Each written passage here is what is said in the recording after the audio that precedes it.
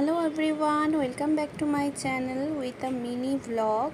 আমি তোমাদের সাথে আজকে ভ্লগটা যেটা শেয়ার করছি সেটা প্রত্যেকটা মেয়ের একটা জীবনের খুব শ্রেষ্ঠ একটা দিন আর খুব একটা ভালো ফিলিংস নিয়ে এই দিনটা আসে বলতে পারো।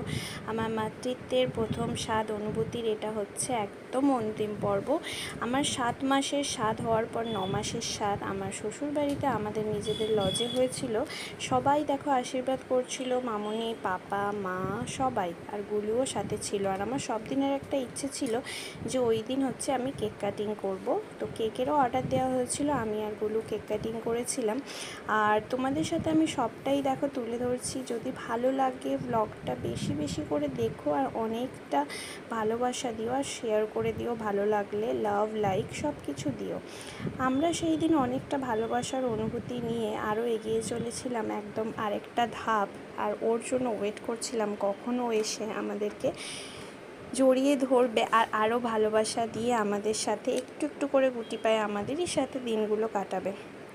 তো এই ব্লগটায় আমি তোমাদের সাথে দেখো আমার বাপের বাড়ির, আমার শ্বশুর বাড়ির, সব বাড়ির, দুটো বাড়িরই প্রত্যেকের সাথে কিভাবে তারা আশীর্বাদ পর্ব করছিল আর সাথে আমার সাথে ভালোবাসার অনুভূতি দিয়ে আমাকে অনেক আশীর্বাদ করে ভালো ভালো সব উইশেস দিচ্ছিল, সেগুলোই তোমাদের সাথে শেয়ার করছি। আর ওই দিনটা আমি খুবই আনন্দের সাথে সবার সাথে সময় কাটাচ্ছিলাম। পাপা, মামুনি সবাই এসেছিল, বৌদি, দাদা, শুধু আমার দাদামণি ছিল না।